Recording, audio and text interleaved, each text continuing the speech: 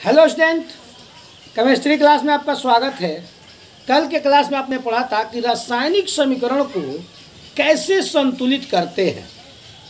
Okay, आज हम पढ़ेंगे कुछ रासायनिक समीकरण, बहुत ही इम्पोर्टेंट है 10th क्लास के लिए, और बोर्ड के माध्यम से भी हम इतना रासायनिक समीकरण आपको बताएंगे कि उसमें से ज़रूर बोर्ड के लिए कुछ क्वेश्चन निकल के सामने आएगा।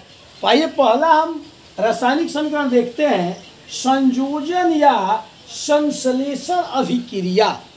संयोजन, संयोजन का अर्थ होता है मिल जाना, जुट जाना, संश्लेषित हो जाना, यानी दो मिलकर एक हो जाना।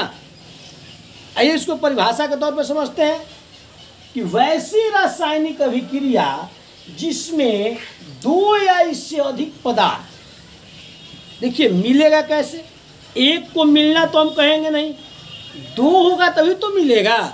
तो वैसी रासायनिक अभिक्रिया जिसमें दो या इससे अधिक पदार्थ आपस में मिलकर एक या एक से अधिक नए पदार्थ का निर्माण करते हैं, जिसका गुण प्रारंभिक पदार्थों के गुणों से बिल्कुल ही भिन्न होता है।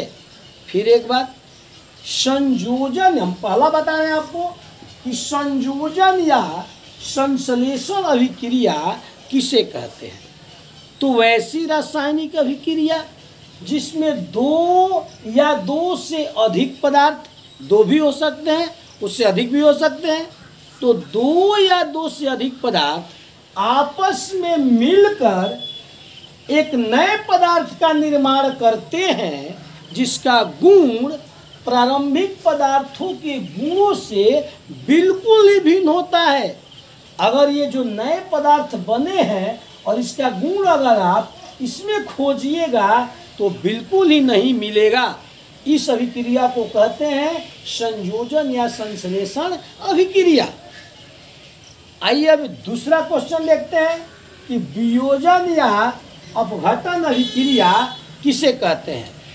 इसको भी हम एक रासायनिक समीकरण के माध्यम से आसानी से समझ सकते हैं। जैसे ये पहला हो गया, दूसरा देखिए CaCO3, ये टूटने के बाद बनाता है CaO + CO2, यानी कैल्शियम कार्बोनेट जब टूटता है तो बनाता है कैल्शियम ऑक्साइड और कार्बन डाइऑक्साइड। अब हम दूसरा पे फोकस करेंगे, वियोजन या अपघटन। वियोजन का अर्थ होता है टूट जाना, अपघटन का अर्थ होता है टूटना, विखंडित हो जाना। तो हम इसको रासायनिक समीकरण के रूप में कैसे बोलेंगे, एक परिभाषा के तौर पर आइए देखते हैं। वैसी रासायनिक अभिक्रिया जिसमें एक बड़ा पदार्थ टूटकर दो नए पदार्थ का निर्माण करता है, जिसका गुण प्रारंभिक पदार्थों के गुणों से बिल्कुल ही भिन्न होता है। या दूसरे शब्दों में आप कह सकते हैं कि जब एक बड़ा पदार्थ टूटकर दो या इससे अधिक भी हो सकता है, जरूरी नहीं कि दो ही हो, ये टूटेगा तो इससे ऊष्मा भी तो बाहर निकल सकता है। तो हम कह सकते हैं कि वैसी रासायनिक अभिक्रिया जिसमें एक बड़ा पदार्थ टूटकर दो या इससे अधिक नए पदार्थों का निर्माण करता है, जिसका गुण प्रारंभिक पदार्थों के गुणों से बिल्कुल ही भिन्न होता है। अब आप कंपैरिजन बिटवीन कर सकते हैं संयोजन और वियोजन में। अब आप चाहें तो कंपैरिजन करके भी इसको याद कर सकते हैं कि संयोजन का अर्थ होता है मिलना और वियोजन का अर्थ होता है टूटना। यानी संयोजन में आपने देखा कि दो या इससे अधिक पदार्थ आपस में मिलकर एक या एक से अधिक नए पदार्थ का निर्माण करते हैं, जिसका गुण प्रारंभिक पदार्थों के गुणों से बिल्कुल ही भिन्न होता है। अब आप वियोजन में देखिए जस्ट उसके उल्टा, कि जब एक बड़ा पदार्थ टूटकर दो या इससे अधिक नए पदार्थ का निर्माण करता है, जिसका गुण प्रारंभिक पदार्थों के गुणों से बिल्कुल ही भिन्न होता है, तो इस अभिक्रिया को क्या बोलते हैं, वियोजन या अपघटन अभिक्रिया। आइए तीसरे अभिक्रिया की ओर चलते हैं, वैद्युत अपघटन अभिक्रिया। ये सीधे तौर पे अभिक्रिया बता रहा है कि वैसी रासायनिक अभिक्रिया जो विद्युत धारा प्रवाहित करने पर टूट जाता है, यानी वैसी रासायनिक अभिक्रिया जो विद्युत धारा पर निर्भर करता है, यानी वैसी रासायनिक अभिक्रिया जो विद्युत धारा प्रवाहित करते ही अपघटित होकर पूरा हो जाता है, उस अभिक्रिया को कहते हैं वैद्युत अपघटन अभिक्रिया। आइए उदाहरण से समझते हैं इसको।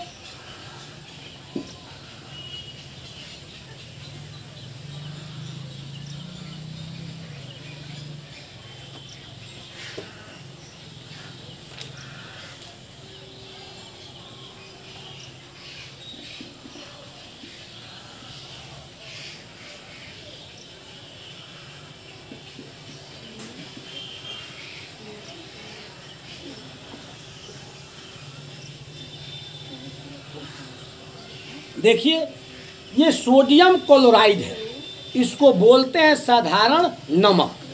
इसको क्या बोलते हैं? साधारण नमक या खाने वाला नमक। हर घर में यूज किया जाता है वो नमक। उसका रासायनिक सूत्र होता है सोडियम क्लोराइड। अगर हम इसमें विद्युत धारा प्रवाहित करते हैं तो ये अलग अलग आयनों में टूट जाता है, यानी सोडियम धनायन हो जाता है और क्लोरीन ऋणायन हो जाता है। यानी वैद्युत अपघटन अभिक्रिया उस अभिक्रिया को कहते हैं जिसमें अभिक्रिया के दौरान विद्युत अपघटन होता है, यानी उसमें धनायन और ऋणायन दो अलग अलग हमको आयन प्राप्त होते हैं। That clear? पुनः एक बार वैद्युत अपघटन अभिक्रिया को हम समझाने का प्रयास करते हैं। वैसी रासायनिक अभिक्रिया जिसमें अगर विद्युत धारा प्रवाहित किया जाए तो अपने आयनों में टूट जाते हैं। सबसे आसान तरीका है ये समझने का कि वैसी रासायनिक अभिक्रिया जिसमें विद्युत धारा अगर प्रवाहित किया जाए तो अपने आयनों में टूट जाते हैं, यानी धन आयन और ऋणायन में टूट जाते हैं। अगर हम चाहें तो इस धनायन को कैथोड पर प्राप्त करते हैं और ऋणायन को एनोड पर प्राप्त करते हैं। Any doubt?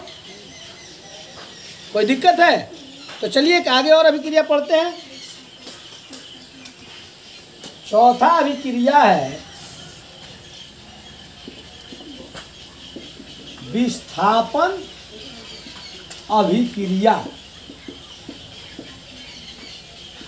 देखिए, यह अभिक्रिया अपने आप में ही आपसे कुछ कह रहा है। विस्थापन अभिक्रिया यानी ऐसा लग रहा है कि अभिक्रिया में स्थान बदलने वाला है। सही है? आइए एक उदाहरण से इसको समझते हैं। Cu प्लस H2SO4 यानी कॉपर जो है सल्फ्यूरिक अम्ल के साथ अभिक्रिया करता है तो कॉपर सल्फेट बना देता है और हाइड्रोजन को बाहर का रास्ता दिखाता है। तो हम कह सकते हैं इस विस्थापन अभिक्रिया के लिए कि वैसी रासायनिक अभिक्रिया जिसमें अभिक्रिया के दौरान कोई पदार्थ किसी पदार्थ से अभिक्रिया करके उसका स्थान ले लेता है और इस पदार्थ को विस्थापित कर देता है। देख के बताइए, वैसी रासायनिक अभिक्रिया जिसमें अभिक्रिया के दौरान कोई पदार्थ किसी दूसरे पदार्थ को विस्थापित करके उसका स्थान ले लेता है, इस अभिक्रिया को कहते हैं विस्थापन अभिक्रिया। Any doubt?